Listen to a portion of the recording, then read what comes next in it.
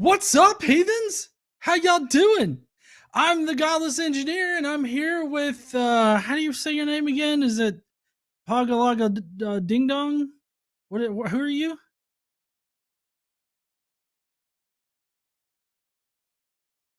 I can't hear Paul there, Jimmy. Is that Oh my no. problem? Was I Oh, muted? I think you were. I can hear you now. Uh-oh. Well, that's classic. Classic Paulogia. Yep. Paulo Pagalaga Ding Dong. Pugalaga Ding Dong. You know, Paul, to start out, I want to ask you, how does it feel to be the Benadryl Cumbersnitch of the atheist community? Yeah, it's it's fun that the extent to which my name is mispronounced is its own whole hilarity thing. Someday I need to do a supercut maybe of all the ways it's been mispronounced. Yeah. Well, Paul, I'm so glad to be hosting with you here tonight. If you happen to be watching, we got all of the lines open. So if you want to call in, ask us a question, either about God or creationism or, I don't know, apologists in general, like their arguments for God or Jesus or something like that, feel free. We got, like I said, we got all the lines open. So, Paul, what do you got going on right now? Man, I've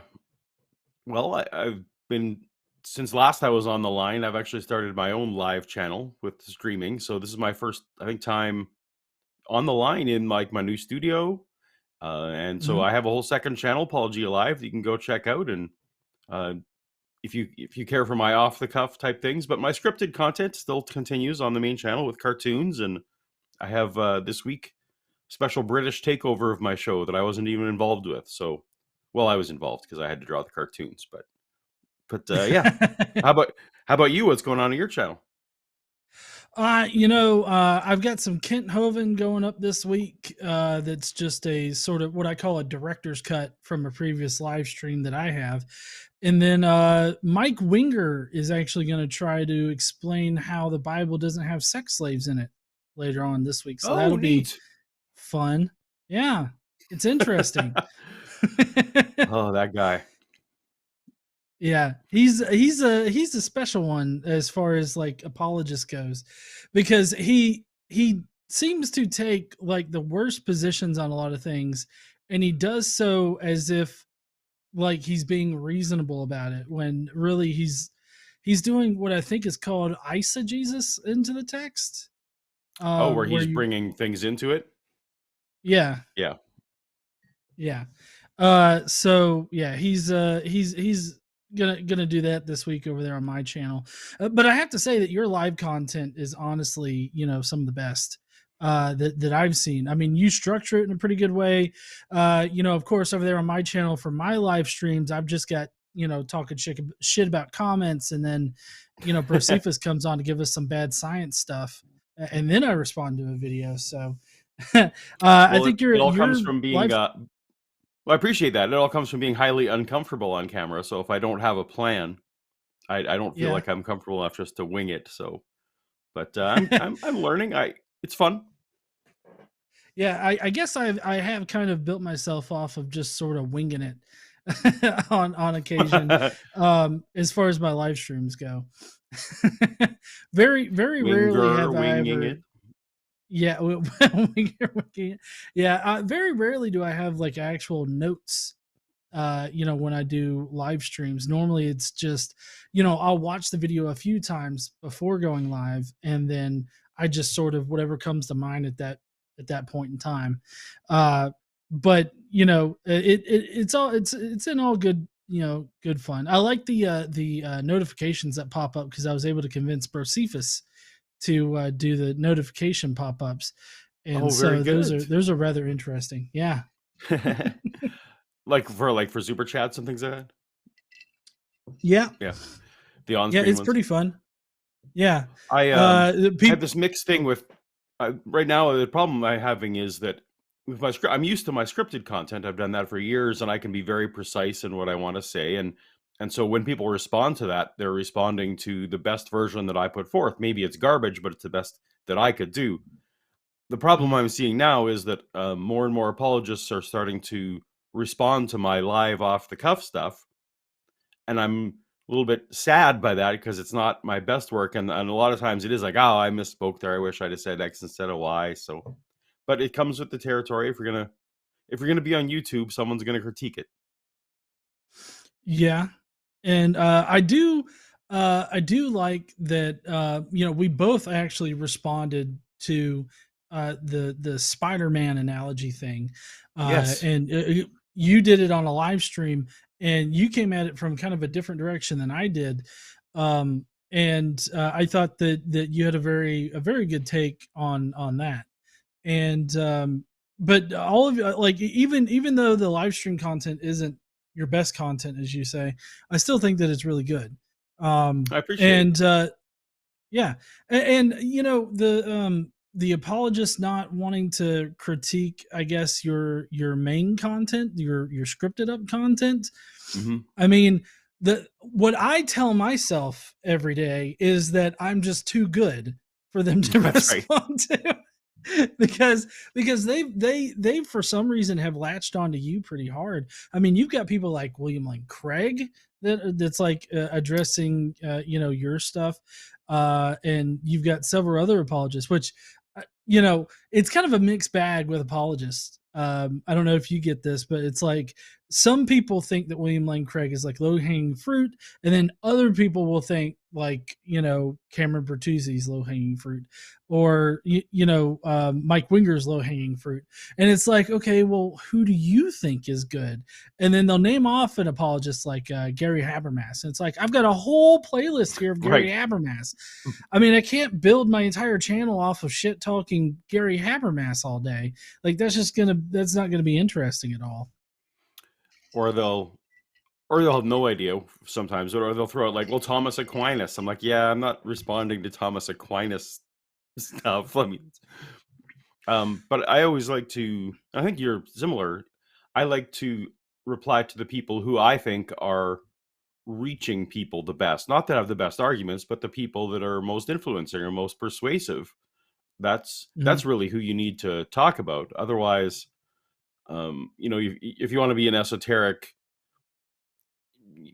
academic, if I wanted to do a academic response, no, I'm not going to go after J. Warner Wallace, but he's selling a lot of books, so it makes sense for us to Mhm. talk about the Although, influencers rather than those. Go ahead. yeah. Well, I was just gonna say, although it is quite satisfying for me to take a Jay Warner Wallace clip and be like, well, this is not actually what anything says or any academic thinks, or what the critical scholarship thinks, or anything like Mm, that. So it's always very satisfying for me to like academically challenge somebody like Jay Warner Wallace. I lovingly call him either J Dubs or Detective Dipshit. One of those two is what I normally go with there. mm. The Yeah, around our place, the ongoing, it started as a joke, but I'm not sure it still is. We'll see. Or no, it didn't start as a joke, but now it kind of is a joke. Was confusion between Jay Warner Wallace and Lee Strobel because they're essentially the same person. Yep, same person, different career, pretty Different much. careers, but same But story, same. Yep. My yeah, wife became a Christian, so I had to go look into it, and now I'm one too. Okay. yeah. So tell me, what do you think of J. Warner Wallace's latest Person of Interest Wow, book? that book. I did a few responses to that one. For those who don't know, the premise of the book is that if you just well, what he puts forth is if you destroyed all the New Testament copies, or if they all disappeared one day, you would still be able to recreate Christianity via works of art or works of literature or even the writings of scientists. And he goes through all these different aspects of society and notices how Jesus was influential in those areas, and or at least popular. One of his arguments is, like, for example, more people have seen the Jesus movie than any other movie in history, right? And so, but he makes a big therefore God like, therefore he must be divine out of it. And maybe, did you read the book? John, did you No, read it? well, Okay. I didn't read his book. I know that I was waiting for it to come out, and I've bought a previous book of his, but I don't think I have Person of Interest yet. Well, he just never, for me, managed to jump that gap of, yeah, a lot of people painted pictures of Jesus, but only, like, he infers that only a divine person could have this many paintings. And I just don't get what the point's supposed to be of the gap between being most popular and divine, right? Like, that seems to me like, who is the second most popular almost divine? Like, if it's the person with the second most paintings or the second most writings, like, it's, I don't know. Yeah, I It's don't know. argument from It seems. popularity. Yeah, I was gonna say it seems like a giant argument for popularity. I've actually seen Jimmy Akin. Rings a He's a bell. Catholic apologist. Oh, yes. Yeah, he's got a cowboy hat. And he tried to argue against mythicism, or trying to show how mythicism is ridiculous or whatnot. And so the argument that he said that mythicists make is that the statues of Mary and baby Jesus look exactly like statues of these other gods, therefore Jesus isn't real. And it's like that's the first time I've ever heard of that argument. But it's a lot similar to the there's so many paintings of these things, therefore I guess Jesus is the Son of God or something like that. At least Yeah. I see somewhat of a connection there between copying stuff and whatnot. But go ahead. I was just saying, so my response to that, I'm sorry about my dog. Shannon just got home, and so he's going to greet her. My response to that, actually, one of his arguments was to show that you could pull all the stories of the New Testament together from non-biblical writings, right, from other literature and other things. So I went and I decided, well, you know what? I'm going to take the story of Star Wars and see if I can recreate it without using any clips from Star Wars. And I very much did. One sec. I gotta go figure out my dog situation. She's very angry. Yep. 1 sec. Okay. Yeah. Paul did a video, like a supercut of telling basically Star Wars Episode 4, New Hope, through alternate media.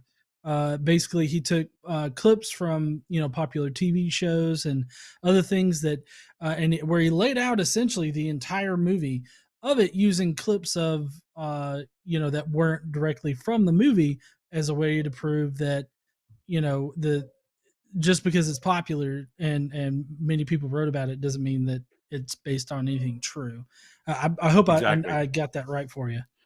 Yeah, you got that exactly right. And then of course, as we were talking about earlier, they had to respond. He refuses to say my name, but he talks about the person who's using the Star Wars argument against this book. So I'm pretty sure that's me. Yeah. Hold on 1 second. Yeah, so I was gonna say that if anybody in the chat wants to call in and talk about stuff, I know a lot of people like to argue about whether or not Jesus existed. Now that's not exactly Paul's area there, but I will definitely argue with you till the ends of time about whether or not Jesus existed. If you somebody in the chat did hashtag Polywaga Polywaga Ding Dong. Polywaga Ding Dong. Yeah. But great. That's the stick. Yeah, I know, right? That's what I'm good for.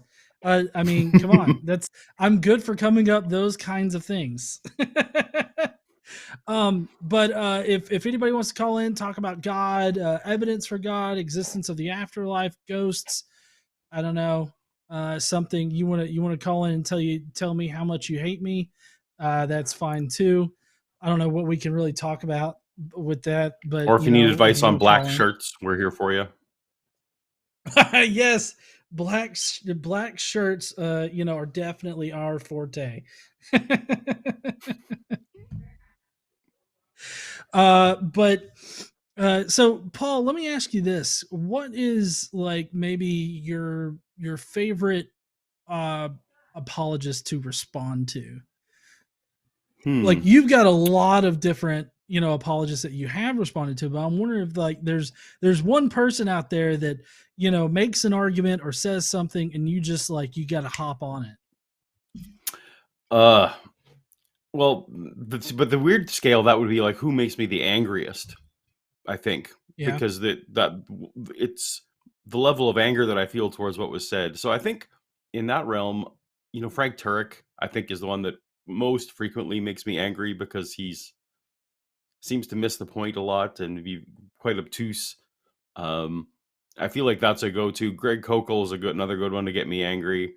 Um, a weird one though, Eric Hovind, who I built a lot of the start of my channel on. Eric Hovind, he and I are weirdly kind of friends now, even though like we don't agree on anything.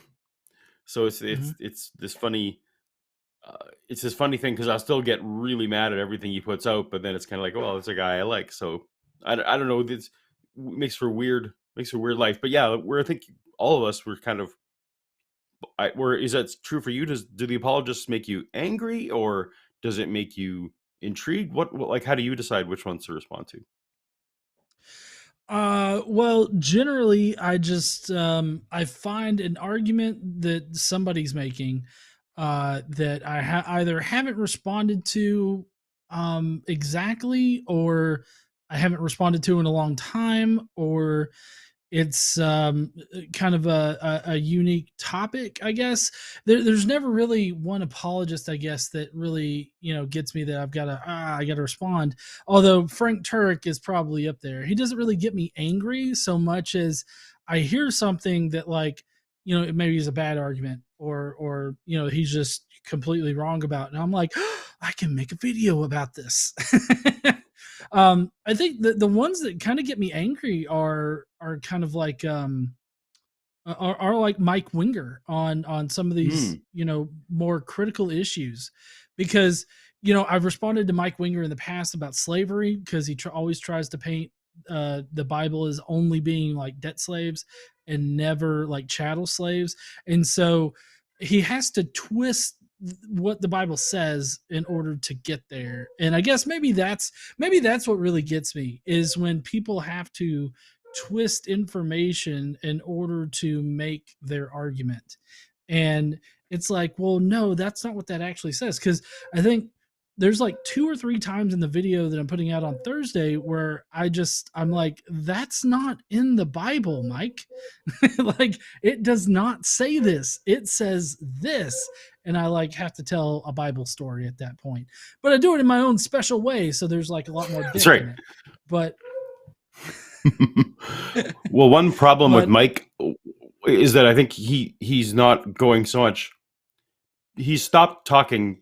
He stopped trying to convert people. He now really only speaks to fellow Christians, and so he's not really trying to prove that the Bible is true anymore or prove that God exists. He's not trying any of that. But what he is doing, he's putting forth what I think are dangerous ideas. It's possible to be a Christian, and well, let me put it this way: there's a spectrum of how harmful you are if you're religious. There's and from one side being maybe you're just wrong. That's a level of harm in itself, all the way to like you're actively oppressing people. And Mike is spending a lot of the time on specifically on the issues that I think are really damaging to society and to people, as opposed to some of the others. So, for me, that kind of makes me angry. Not so much what he's arguing, what is that he's twisting the scriptures, but that I think he's actually like promoting a lot of harm, a lot of misogyny, a lot of mhm. anti-LGBTQ type stuff. That's angering in its own way. So, yeah, we just chose a life of frustration, I guess, John. Yeah, yeah, I guess we kind of have. Although I guess I start laughing whenever I hear the wrong shit that they say. Oh, I do want to say that I believe that here soon Jimmy and I are actually going to be tackling a girl to find video. if I can still convince him to do that. So that'll be interesting. You saying that the anti-LGBT stance is what reminded me of that. But anyways, we do have a caller on the line. They're an All right. atheist. But I do want to implore anybody that might be religious in the chat, or somebody that believes in God or has questions about God, please feel free to call in. We would love to talk with you about it and give you some advice, or we could argue about it. Who knows? But anyways, let's get to Al from Illinois. Hi there, Al. How you doing? Doing great. How about yourself? Doing pretty good. I hope you're doing great tonight. Doing well, yeah. Technical problems with Apologia. No, I was kidding. But the big thing that I've been thinking about ever since listening to Atheist Experience a little while ago was morality, which I was thinking a lot about how I think the question gets really more complicated than it should be, and I might be underestimating some of it, but I like to think that there are some precepts. Like the first one, the way that I think about it is, I don't have any evidence that the world or the universe considers me to be more or less valuable than any other. Therefore, my desires aren't more or less valuable than any others. Therefore, I shouldn't impose those demands in a way that causes unnecessary suffering. Therefore, I don't have to worry about complex morality issues. Like, that's kind of how I live my way through life. I think about whether or not people are causing unnecessary harm, and if I know that what I do isn't going to be an affront to anybody based on what I want as opposed to what somebody else wants, then I'm not acting in an illogical manner. It's illogical for me to think that what I want is more or less important. Therefore, I shouldn't feel a sense of inferiority, or I shouldn't feel that I should supersede anybody. And therefore, if I just follow that, then I should be okay. But then people get like really muddled in details. I wonder, like, is there anything past just that, that basic thing I said there, that makes it more muddy? Or if that's just philosophy going amok, I don't know. So let me see if I can clarify. Are you asking that? Sorry, I'm hearing a little bit of echo, maybe from your end there, Al. Do you have our stream on somewhere in the background? It's like way in the back. Let me switch. A little better.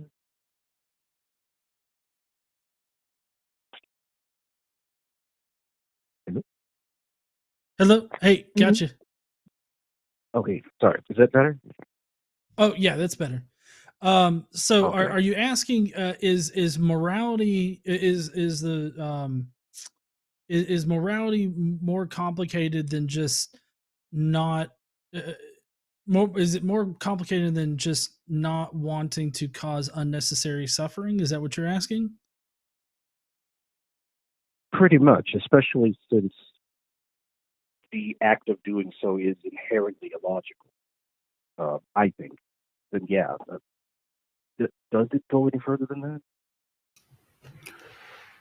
Well, I would say one issue is that, of course, for we as social species to have thrived and to have evolved and to have made it to how far we are, a social species needs two things. It needs cooperation within groups, for sure. Like that explains a lot of why we would have even naturally, selected empathy, for example, which is largely what you're expressing.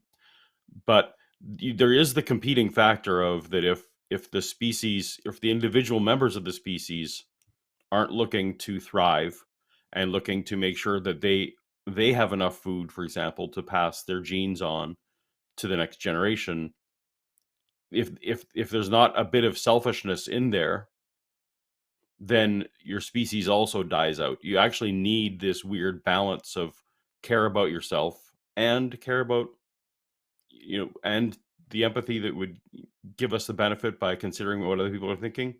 So where I think there is tension in what you just described is you're only describing half the story of a biological necessity, not necessarily, I'm not saying it's good or bad, but there is a biological necessity of selfishness, at least to the level of survival. And I think that's, if I'm guessing, what people are objecting to with you, they're probably pulling examples where there is also the selfish side of things. So is that ring true to what you've experienced in these conversations? It goes somewhat close to that, yeah. Which is odd to me, I guess, because I view the sort of self-sacrifice to be a little black and white. I think altruism can include some self-sacrifice, but it winds up being where it does have that reward center of the brain that gets kind of switched on when you do it. And so even if you're selfishly doing something for, even if you're doing something with selfless just for the sake of being selfless and feeling good about yourself, you're still not, crossing that boundary of doing anything that puts your interest physically above anybody else's. But you do bring up something, and it's the fact that somebody could simply believe that there are folks out there who simply just don't have the capability of being part of the group, part of the in group. And so what do you do with them? Do you consider them to be part of the club that, that you're being so altruistic for? So you do bring up a point that as long as the tribalism can happen, that can cause the kind of infighting that breaks that really simplistic set of precepts that I gave. Yeah. I hope I understood that. Yeah, that's roughly where I was going with that. I feel like there's a tension, and the tension has got our species to where we are. So it's tough to say it's good or bad. The tension, as I don't want to repeat myself too much, but that the altruism, the empathy side of things, and the and the selfish side of things that you just need. Just if a mosquito is not willing to bite you to suck out your blood, it's going to die. So and the mosquito species needs that. And then of course there's the other tension. I think you've been sliding a little bit between. So there's the idea within morality of doing no harm or doing as little harm as possible, reducing harm. But there's also the idea of prospering, right? Human flourishing, and those are concepts that are tied together, but they're not identical concepts. And you seem to be espousing something that's largely just avoiding harm, but maybe wouldn't speak as well to the idea of flourishing for the group. Well, I think that would be a problem if the group perceived some other competing group to be like unable to flourish unless they take from another group or somehow usurp them in some way. And so they have this sense of, oh, well, how could I let my people, not survive if all I have to do is take this people over here? How could I live with myself if I let, that kind of thing. It's kind of like the slavery morality thing. Like it it cleans all of that up. Not really, but it makes it where it's all simple on that side of things, where it only answers the part that I'm not answering. It's sort of like, well, don't worry about whether or not that group over there suffers because you flourish, because you are above everything, and therefore it's okay to take from this group. And that's an interesting piece too. Like, the funny thing is, if people didn't take the Bible and consider slavery to be like sacrosanct and all that for however many years that it was, I wouldn't be here. So there is a strange kind of back and forth where neither of the two really connect with each other. I guess that is it. I hadn't thought about how it gets complex when we're not all just one big group, because we can't necessarily be all one big group unless we make a giant change. But yeah, that was basically all that I had. Okay. John, did you have anything you wanted to add? Well, I think that morality, as far as dealing, like on the day-to-day basis, dealing with moral decisions, I think is rather complicated in general. I think that there's a delicate balance that needs to be struck there. And I think that I feel like everybody's going to rationalize why something is a morally good, bad, or neutral thing. And so they all got their own reasons. And so that complicated balance between all those decisions, and then that coupled with the larger group dynamic of whatever society that you live in, I think that there's a lot. I think morality is complicated, and that however you choose to implement that kind of your morality, I would hope that you at least try to exist within the society that you reside. I would hope that you try to not cause undue suffering to yourself or the community around you or anything like that. I would hope that, but that also is a subjective statement in itself, because it's, what does it mean to cause undue suffering? Is it, conservatives don't see it as causing undue suffering to prevent abortions from happening. They think that they are protecting unborn children or whatever. So I mean, they have a different perspective than, say, reasonable people, in my opinion. And so it's always going to be subjective, and it's always going to kind of be a complicated balancing act, for me at least. But we really do appreciate your call there, Al. And we don't really get to talk about morality too, or at least whenever I'm on, I don't get to talk about morality too much. So I really appreciate that. No, grateful that we're both good. Both keep it up, and I'll be listening all the way to the end. All right, Al, you have a great night, and we'll talk to you later. Okay. You too. Thanks. All right. Bye.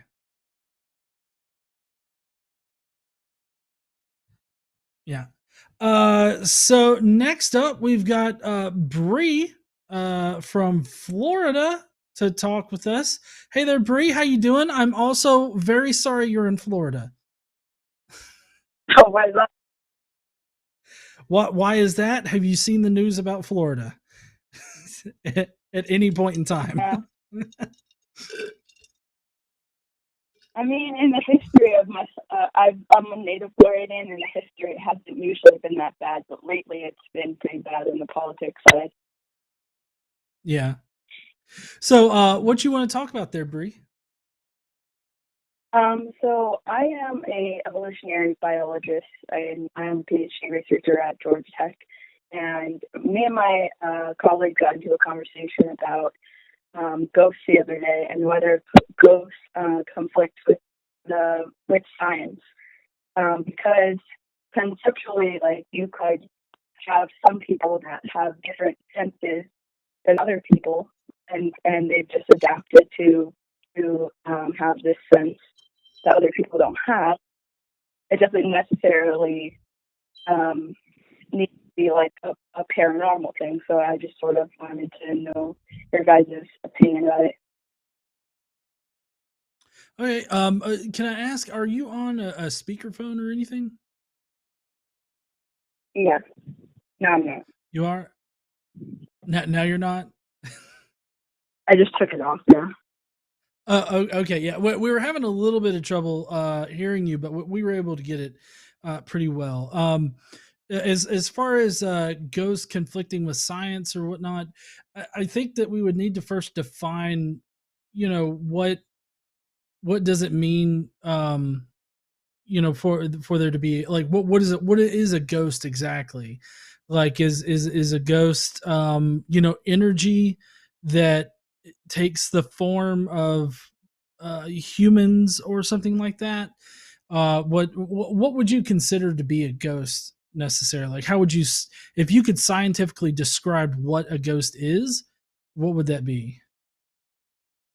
So maybe not completely a ghost, but maybe more just paranormal activity, or like an explanation for what people perceive to be ghosts or paranormal feelings, because it's so common among people. If you talk to them, some people don't even want to talk about it because they think it's weird, but many people do have feelings that they associate with something paranormal, but maybe not completely like a person coming back from the dead or something like that. Okay. Oh, I believe you're muted there, Paul. I'm muted again for my dog. So, and you were positing that perhaps some people can just have maybe a sense, they can sense this type of energy through natural means better than other people. Was the hypothesis. Yeah, but Is it that doesn't correct? necessarily just have to be people. I mean, animals have senses, have been proven to have senses that we don't have. So it could just That's be it. something that we perceive as being paranormal, but it's really just something that some people can sense, other people can't.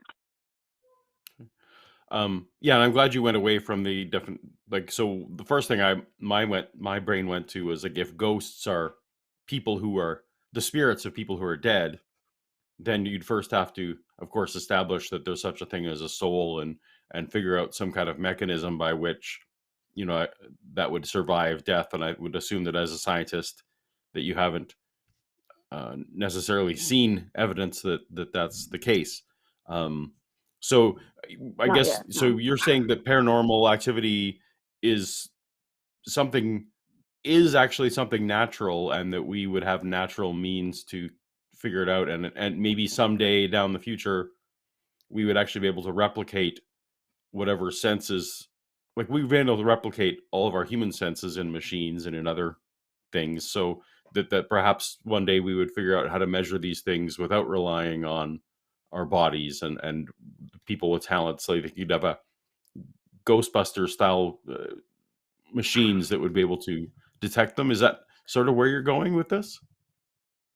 Yeah, I mean, I think like what I've learned about evolution is that basically if things don't make you die, and there can be elements that stay in some people's biology that have not necessarily killed them, but remain from their previous genetics that might not be in other people's genetics.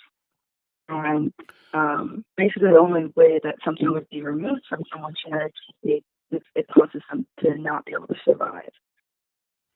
Right? Well, in your field, you probably, there's also obviously everything has costs, right? Like, even though Mm-hmm. we may have some vestigial, creatures in general may have some vestiges, but a lot of times those can be dropped due to the energy cost, of having those things. So we drop things when they're not a survival advantage. We don't always keep them. But what are you thinking would be the survival advantage of uh, no being able to sense vague senses of paranormal type things, what, like, obviously, I why would that be selected for in the first place? So I'm glad you asked that, because I do actually have an answer for this. Good.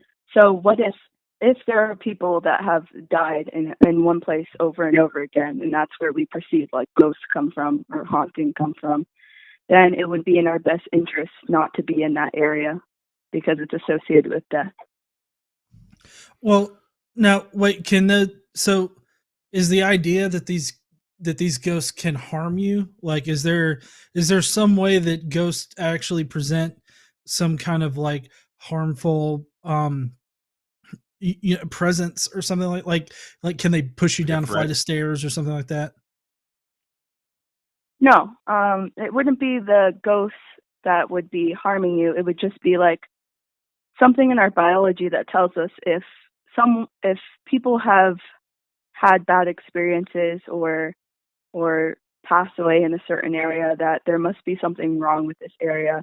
Just like in our biology, there are other like flight or fight response. That's like something that's supposed to help our survival.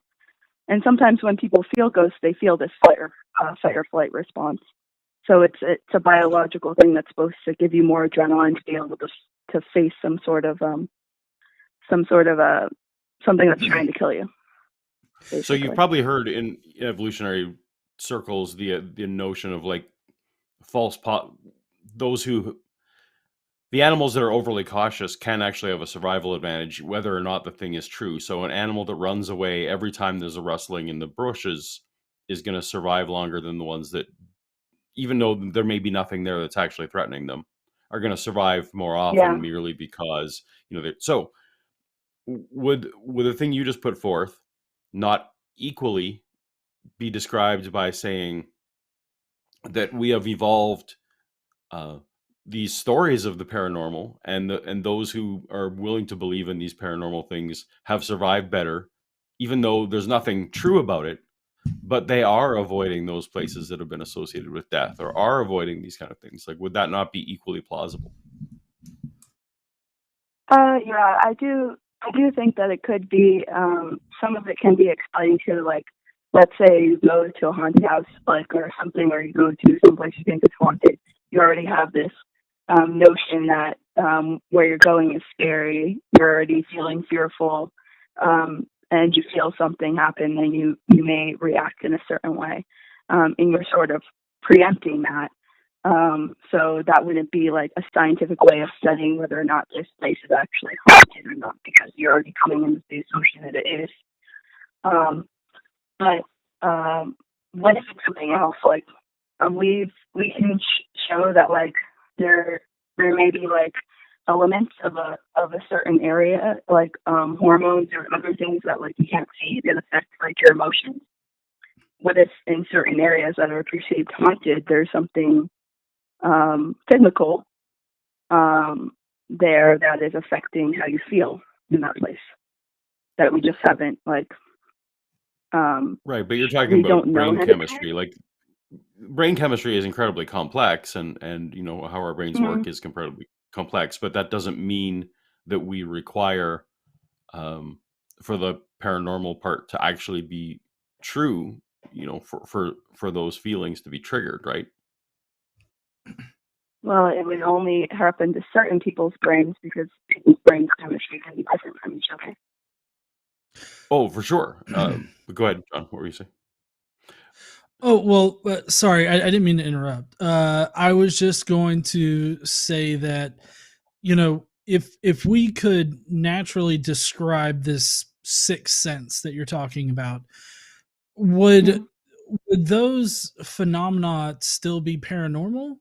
Because I feel like as soon as you can describe something like those types of things in reality, like, you can describe them as like, oh, well, this person is highly sensitive to electromagnetic activity, or this person's highly sensitive to a lot of naturally occurring energy in one location or something like that. Does it not become like just part of the normal world at that point? Like, it's no longer paranormal, it's just normal. Is that not how that would work? Well, I don't consider death to be outside of the normal. I mean, everybody dies.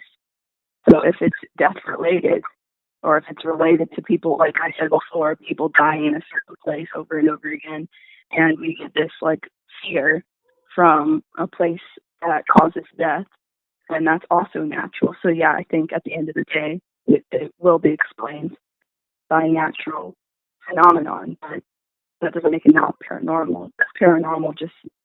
Doesn't paranormal just mean revolving around death? I mean, that's not what, because I mean, there's a lot of things that are paranormal that are not necessarily, death related. Let's say paranormal as defined by the great Google is denoting events or phenomena such as telekinesis or clairvoyance that are beyond the scope of normal scientific understanding. So I guess my point is that as soon as you can describe them, like in science, like if you could figure out why certain people are more sensitive to these situations, then it just becomes part of our normal world, so it would therefore not be paranormal anymore. So I mean, I guess as far as like that conflicting with science, I don't think that it would, because if science can describe it, then it is part of the normal world. It's part of our normal reality, and I don't think that you can really describe that as being like in conflict with science. I think that the current common notions that we have about the paranormal are in conflict with science, because I feel like that's what it means to be paranormal, is to be in conflict with science. Hmm. Yeah, I actually, I agree with what you're saying there.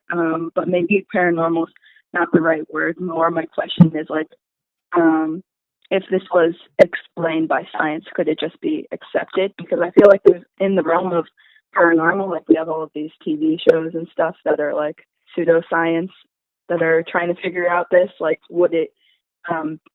how would you go about studying this in a way that would be accepted by science as well? Well, and there are. I'm not super familiar with the literature, so I'm not going to claim to be able to speak for it. But I'm aware that there is literature studying some of the psychological factors that are common amongst the people who, are believe in the supernatural and ghosts and some of those kind of things. So, if you accept that psychology is science, then there are explanations, or at least factors that they can look at, that have been studied, and it hasn't come to, oh, there really is some kind of strange supernatural energy. It's psychological factors, tend to be it. And so until I see something, I mean, John and I don't think that there is a God, but it is also true that the vast majority of humans in history have believed in gods. Um, but so that, you wouldn't say, oh, well, because so many people believe in gods, there must be one. In the same way, Right. I guess I'm not going to necessarily buy in to say, well, because a lot of people think that they're experiencing something paranormal, therefore, because it's so common that they're attributing what they're feeling to the right things. Does that make sense? Right. I mean, you can't assume the answer. I mean, we know that people are experiencing something, and so psychology is one way to explain it. You could just be like, well, everybody that's seeing ghosts is just crazy, or they're having some psychological break. Well, we actually do have necessarily true.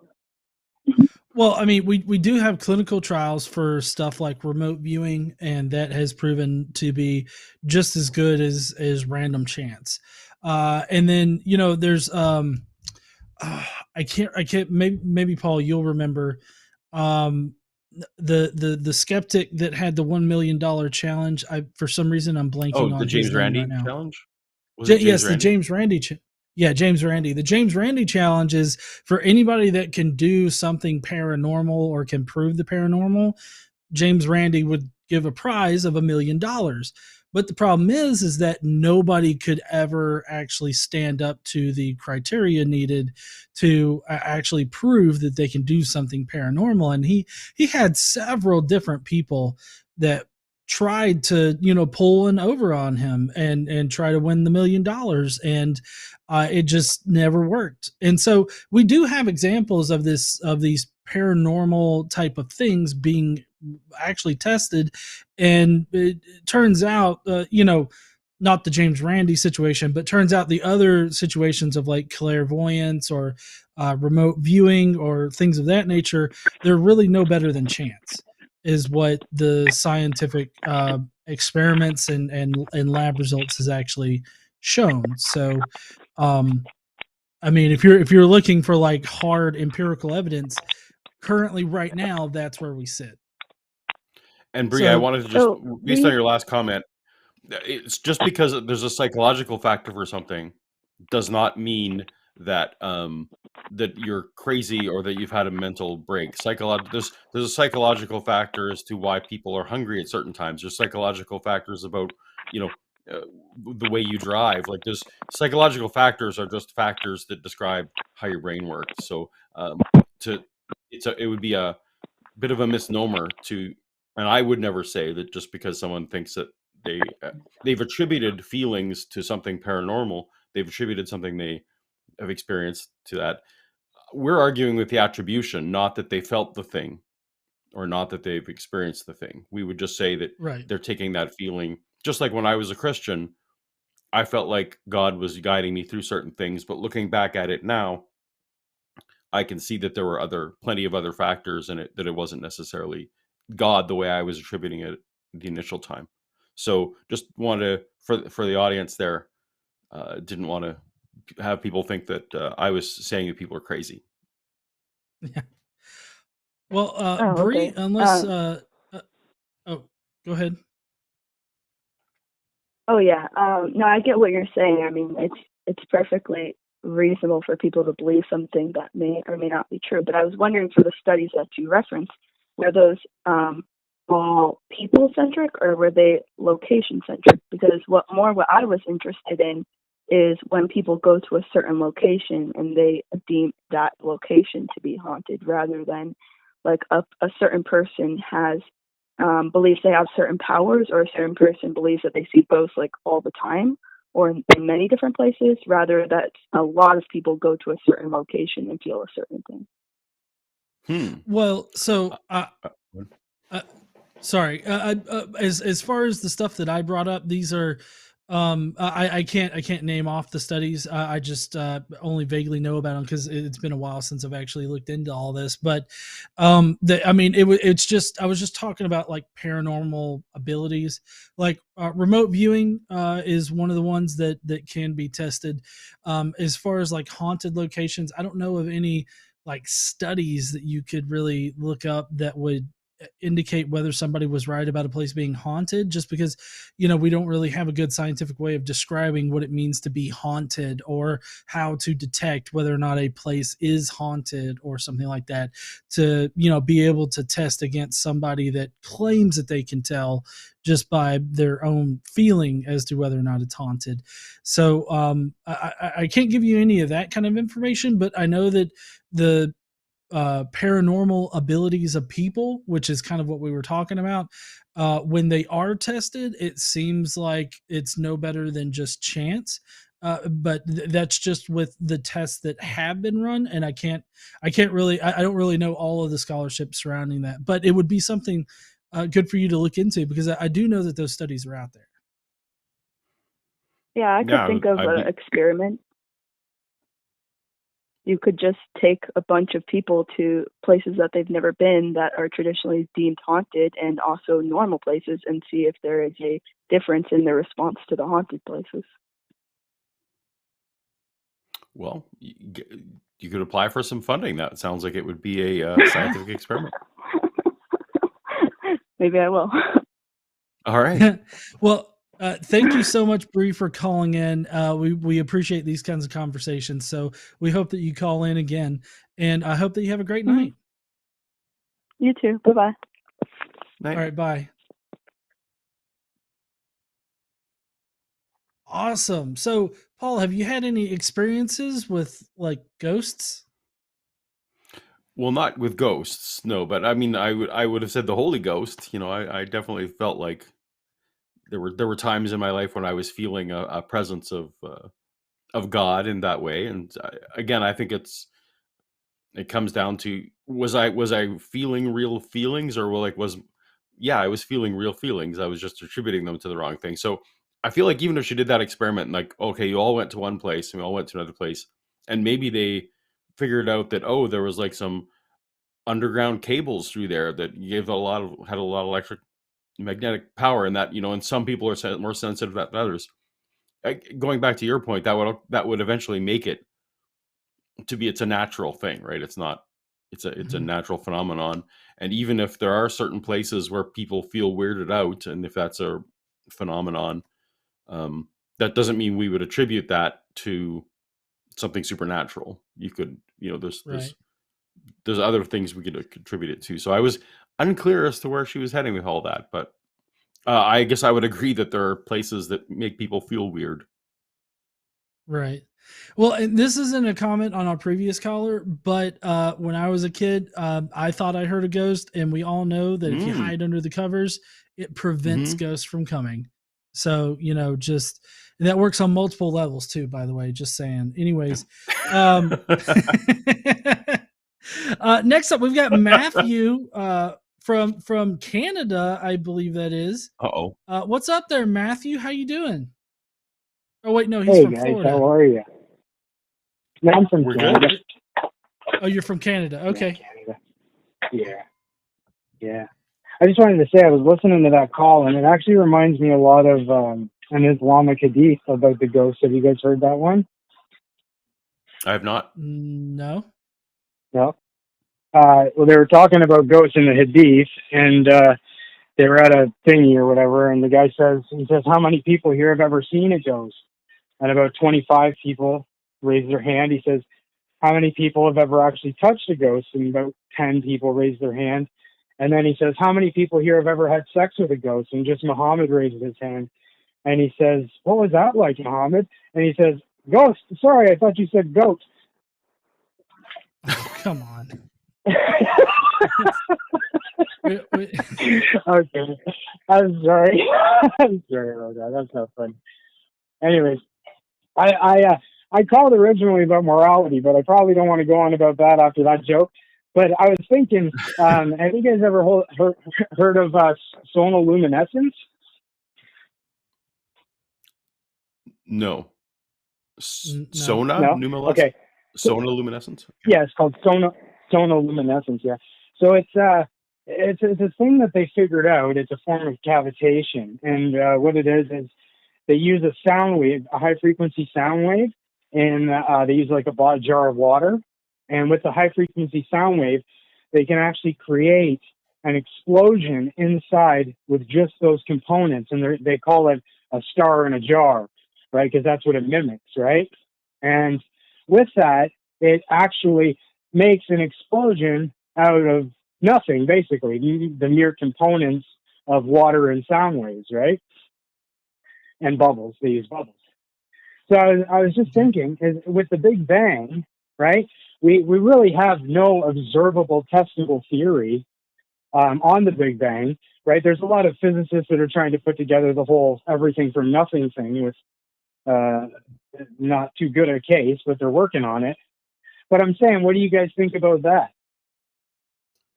Well, first I want to dispute that scientists are working on something from nothing, because the more I talk to scientists, I've yet to find a scientist wrote a book on it. No, Lawrence Krauss, his book specifically is that there were things that there was a quantum vacuum, which is not nothing, right? Like there was. So this notion of something from nothing is just a pet peeve of mine that Christians put forth. And but don't they do matter? But can they observe and test this theory? Well, no, and that's a whole different. Go ahead, John. Yeah. I'm sorry, Paul. I was just going to see if you could define for us what you mean when you say something from nothing. Like, what do you mean by nothing exactly? Like, do you mean absolute nothing? when I say something from nothing, my idea and my take on it is that we can't observe it and we can't test it. And as far as we know, we don't even really understand the components. We talk about a cosmic vacuum, but it's not something we can mimic or test. They talk about matter versus antimatter colliding together. Hold on. But that's not something. Hold on. That's not. I'm so sorry, Matthew. You're not answering my question. Could you please define nothing for me? But you can't. In my opinion, you can't define nothing. How do you define something that doesn't exist? That would be a definition right there. Something that doesn't exist. Something right? That doesn't exist. So. Would absolute nothing would that be a good descriptor for it? Absolute nothing? Yeah. Sure. Yeah, nothing. Okay. Well, what Paul was trying to say is that absolute nothing is not something that is actually that it doesn't actually exist in reality. When like Lawrence Krauss talks about something from nothing, he still he says, well, the nothing, like, and we can create vacuums that remove, all particles, all radiation, everything like that. We can create these vacuums, and what we find is that there's still an electrical charge, even though there's no perceivable like anything in there. And so this nothing that is there can still have the ability to, create something. Like something can still happen inside this vast. But can matter come out of that? Can that nothing? Can that vacuum suck nothing create matter? That's the question, right? Everything. Do you want me to explain it to you? Matter from nothing. Yes, of course, please. Oh, okay. Well, if you were to look at the current leading hypothesis about the beginning of the universe, what happened is this quantum scalar field, it was in a false vacuum state. And for whatever reason, or no reason at all, we're not even really sure, but it fluctuated from a false vacuum state into a true vacuum state. And when it does this, it releases an immense amount of energy. And this immense amount of energy that's released is the inflation event of the universe. So it's not like Big Bang is kind of a misnomer. It's actually the inflation event. And so the universe inflated, and all these with all these inflaton particles is just energy. It's all just energy. So this energy is released, and then it's transformed into what would eventually become matter that we have today, like the atoms and all of that. That's the current leading hypothesis, and it's all based in just energy changing forms. And we definitely can test for energy being released by the fluctuation of a quantum scalar field from a false vacuum state into a true vacuum state. We know that can happen, and when that does happen, an immense amount of energy is released, and that's how you can get a quote unquote universe from nothing.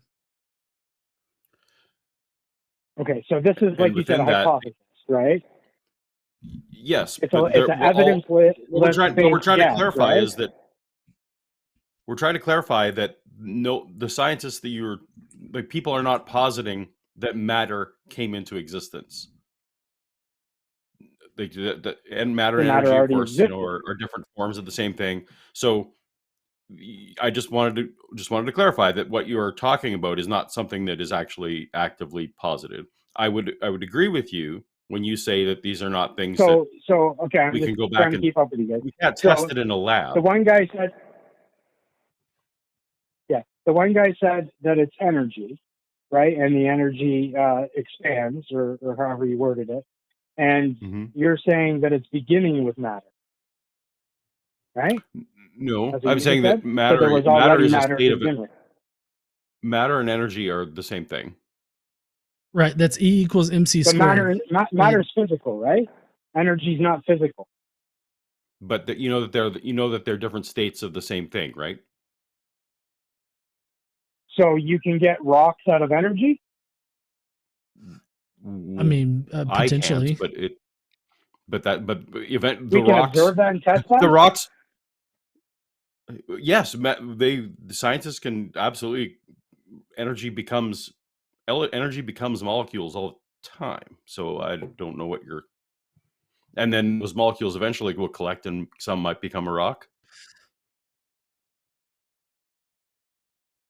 So you're saying that energy will create create molecules that will create solids, and this is testable and observable.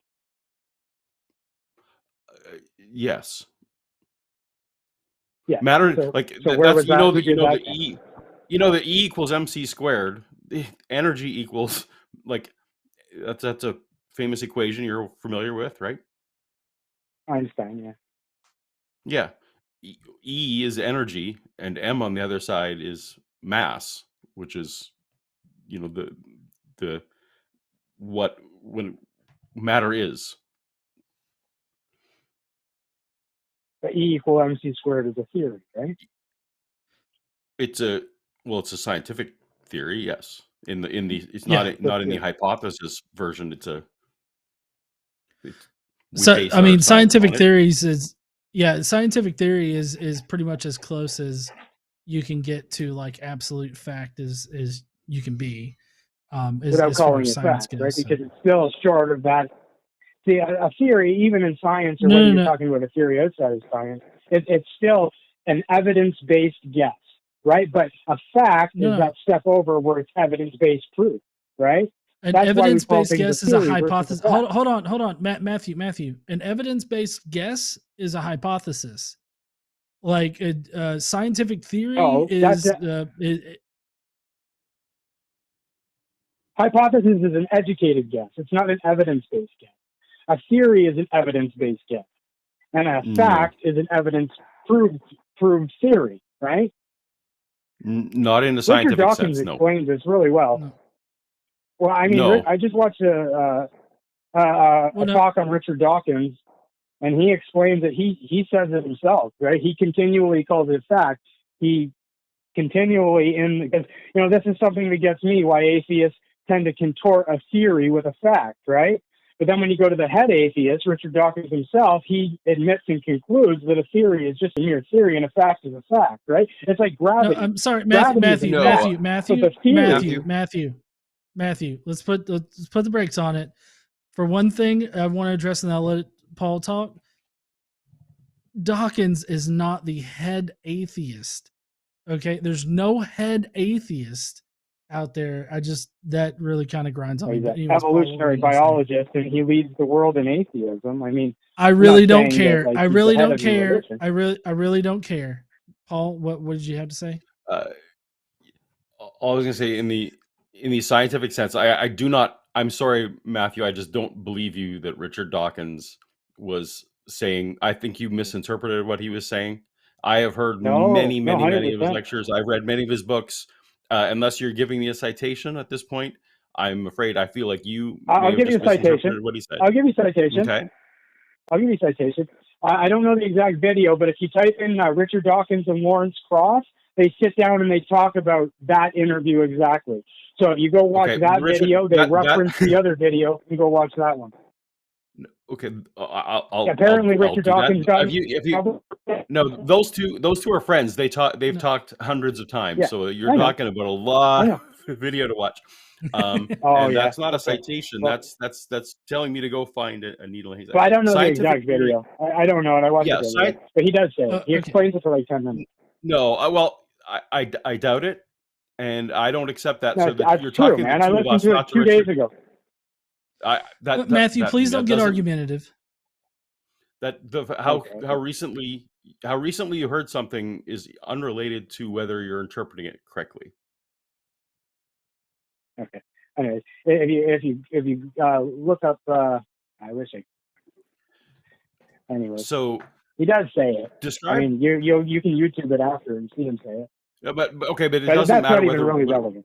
It makes no difference what Richard Dawkins, how he describes theories or facts or any of those kind of things. And even though I just strongly don't believe you, that is not, if you look these things up, if you go, that's not, the word theory in science is not in any way related to a theory is highly proven. It's the pinnacle. It's the pinnacle of science. It's not like, I think you're thinking the law might even be better. Law is not better than theory. A theory in science is a way to make predictions about the future that doesn't that we have yet to disprove. And so a scientific theory is not the way scientists use that word is not the same way people on the street use the word theory. People use it in the same way that scientists use hypothesis. So, I mean, that's all semantics, and it's unrelated to the initial thing you were calling about. Absolutely. But as we're talking about sourcing stuff, can you source somewhere where I can watch energy turn into matter? I mean, that's a basic. If I can watch energy turn into matter, I'll change my mind. If you, I mean, if you can look into, I mean, basic physics will tell you that. I mean, that's just it's all guesses, right? Like this is where I am, man. If we could actually prove and show energy turn into matter, it wouldn't be a debate right now. It wouldn't be an issue. So I really have my doubts that we can witness energy turn into matter. Not if we could witness it. If that would solve it. If we could witness energy turn into matter. So you just told me to Google Lawrence Krauss and Richard Dawkins. Have you ever Googled turn energy into matter? No, but I've watched quite a few debates on the topic of the Big Bang. So you've not gone to Google Scholar. You've not attempted to look into scientific literature. No, I've never done that. Videos and debates as your. So I'm assuming that it doesn't exist because of the debate. I will for sure. I will Google it. Yeah. When you're done here, please and go look into the fusion in the sun, or go look into how nuclear reactors work. There's so many things so many technologies we've built based on converting energy to matter. That I really feel like if you just go look that up and then call us back next time after you've looked that up, and if what we're saying doesn't hold water, then I'll call next week. Hey, will you guys go look up sonoluminescence stuff? Yes, I will. I was actually trying during the show, and I actually wasn't seeing any results come back, so I'm wondering if I'm. But Type in "star in a jar" in YouTube, and you can find it. It'll come up. Yeah, you check that out. I'll go check that out, and I'll call you guys next week then. Sounds good. All right. Well, we will see you later, thanks, guys. Matthew. Thank you. Okay. Woo! Wow, that was interesting. Sorry, we got into some weeds there. He hit on a few things that just really bug me. Yeah. And I mean, it's just it's crazy, like the fact, because I really wish he could have defined what nothing was like earlier or something, because I don't know, I feel like he's really getting hung up, because look, the thing is that he wasn't looking for like fusion or anything like that. He was literally looking for like being able to take, I guess, maybe the heat given off by fire and turn it into bread or something, and like created that. Like I feel like that's the direction that he was going. Like he was wanting to take energy and then turn it into like something organized like what we have now. Because and I could have gotten to this, but like after the inflation, for anybody that I know, Paul knows this, but for anybody that doesn't know, after the inflation event at the beginning of the universe was actually too hot and dense for around, I want to say it was 300,000 years as we would experience time before light could even travel through the universe. And it was not until that point where atoms could form. Like there were no atoms at that point. So, I mean, like he thinks that when we say, oh, this energy transformed into what we would understand to be matter now, he thinks that I've got this really great clip where it's just like an explosion, and then there's Snoop Dogg in it that's smoke weed every day, and then it's like dogs and trees and planets and everything like that coming out of it. Like I feel like a lot of apologists expect that, but that's just simply not how it works. He sounds like a lot of the talking points I might have made like 6 years ago before I actually started studying these things. So hopefully he goes and he gets a bit of an itch on instead of listening to debates, maybe looking up the science on his own. Yeah, I hope so too. We do have one last caller for tonight. I do want to thank everybody that's called in. For one, even Matthew. We had a lot of fun with Matthew. I want to thank everybody for calling in, and I want to thank everybody for watching tonight. If you guys will, please check out in the description below. Both my links and Paul's links are in the description. If you like, our shit talking here tonight, then go on ahead and subscribe to us on our respective channels. And I guess we'll go on ahead. Unless, Paul, do you have anything else to add? I have nothing to add. Oh, I covered it all. Great. Well, we got Alex from Florida, it seems. Hey there, Alex. I'm so sorry you're from Florida. Yeah, me too. What's on your mind? So I was just handed a phone and told nothing, basically. So my question was kind of just like not very well thought through, but the basic idea was like, I was told, mostly what I was told is that there's something about theism and atheism. So my question was about Buddhism. So I'm not exactly sure what Buddhism is, because it seems to be in like this sort of like mid-ground between being a religion and not being a religion. So I don't know. The question was just mostly like, how do you feel about that?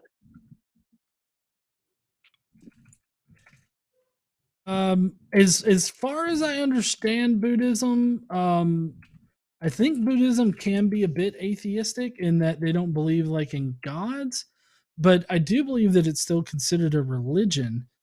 Let's see. The National Geographic Society says that Buddhism is one of the largest religions and originated 2,500 years ago. Buddhists believe that the human life is one of suffering and that meditation, spiritual and physical labor, and good behavior are the ways to achieve enlightenment or nirvana. So I'm not sure if they're theistic. They don't seem to be a theistic religion, but it is a religion. I do believe. It's my understanding that there is such a thing as theistic Buddhism, but that would be a subset. Like that it's not that believing in a supernatural being isn't incompatible with Buddhism, but it's not one of their tenets. Like it's not one of the things they preach. So and Buddhism, for example, was one of the sources of inspiration for the Force in Star Wars, for example. The idea that just there's energy that in a vague way connects us, and that there's that by thinking you can think your way, you can make reality happen by certain methods of thinking, and that's just a lot of these ideas are kind of flow out of Buddhism. So like when you're asking what I think of it, I don't think that any adhering completely to any given religion is a great idea. So I'm not like super stoked about it, but also like it doesn't offend my sensibilities, I guess, because I definitely the Buddhists that I know are very much atheists and don't claim that there is a supernatural entity telling them what to do or what not to do. So it's not from what I understand, it's not a very prescriptive practice. It's not a lot of telling you what to do or not to do. It's a lot of practices. So I don't know. I don't have a lot of strong feelings about it. John, do you? I mean, I don't really have a lot of strong feelings about it either. As far as Buddhism goes, I've never had a problem with Buddhists in general. I do believe, just random off the top of my head, I know that in Louisiana a few years ago, there was actually a Buddhist kid that was in a public school, and a teacher tried to force that kid to admit that something about God on a test. And so that caused a lot of dust up, affirming some kind of theistic type of God there, which is nothing really to do with what we're talking about here, but it's just the thing that made me think, like, talking about Buddhism. But I don't really have a problem with Buddhists. I didn't know about the more theistic type of Buddhism, but I would think that a a theistic type of Buddhism would be possible. I mean, you've got Christians that come up with wildly different ideas. Did you know that there's a Christian cult here in America that worships firearms? Like they actually put on crowns made of bullets, and like they bring their guns to worship, and they think that their guns are some kind of holy relic or something like that. So it doesn't surprise me that I'm not trying to compare Buddhism to this crazy gun cult. Right. And to be clear, I think I hope what I want to say is like Buddhism doesn't teach theism. I just know that there are Buddhists who also believe in gods. Right. I think those might be so Buddhism proper doesn't teach it. It seems to be more of a from what I've experienced, it seems to be more of a philosophy than a religion. But perhaps it's just philosophy that's adhered to more strictly, so it's got a category of religion and it's a little more organized than just a general philosophy. But right.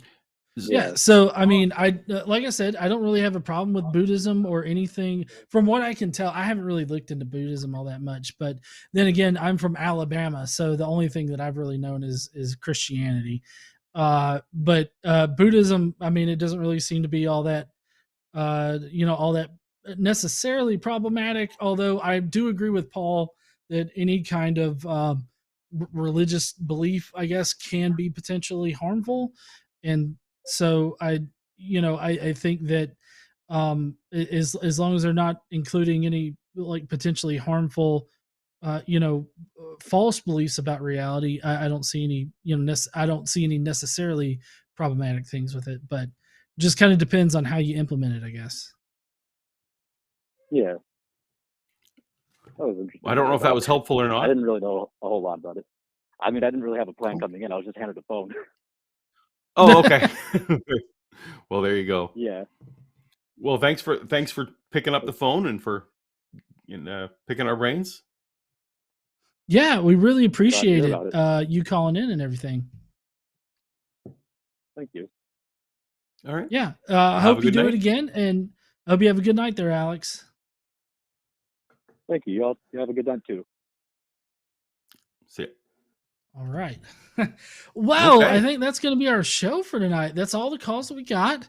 Had some great calls. I really appreciate everybody calling in, which, I mean, we were able to do pretty good filler content there right at the beginning. So, but I mean, Paul and I, we've actually hung out in person. So I feel especially special for that. That's been pretty cool. So it was awesome to hang out with you again there, Paul. And anytime, my friend. Yeah. Do you want to, maybe discuss with people like what you got coming up this week on your channel, where they can find you and everything like that? So this week on my channel, we have an edition of Ham and Egg News it's a British Takeover edition. So check that out. And I'm doing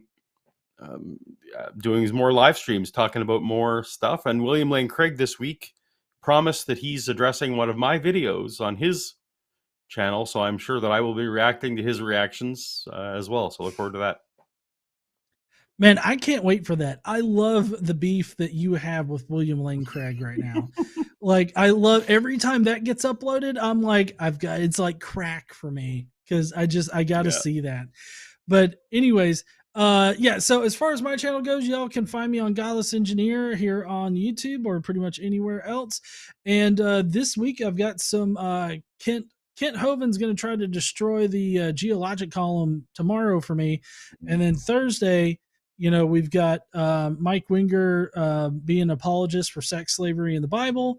And then I do believe that here soon coming up, I've got some stuff that I'm doing with Jimmy Snow. And then, we got the Daily Bible Podcast, which on the Daily Bible Podcast, we're actually going through the New Testament right now. And it's so crazy, like reading the New Testament and like just straight through as an atheist.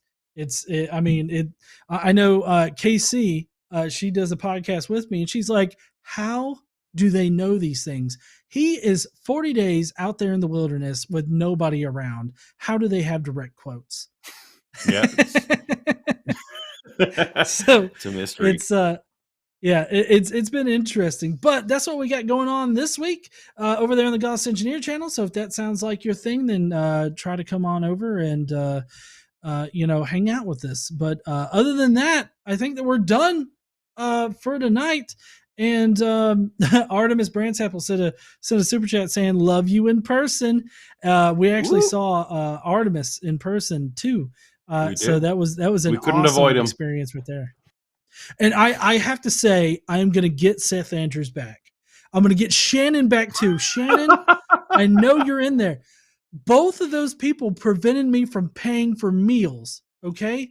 Yep. I make my own money. I can pay for shit. Y'all should let me pay it. Nope. Shannon palmed the card or the bill right out of my hands. Seth did the same thing, and I will not forgive you two at all. Not forgiven. Anyways, we'll see you. All right. Yeah. We'll see you heathens later. Y'all have an awesome night. And I guess the next show's Matt's show on Wednesday. So we'll see y'all then.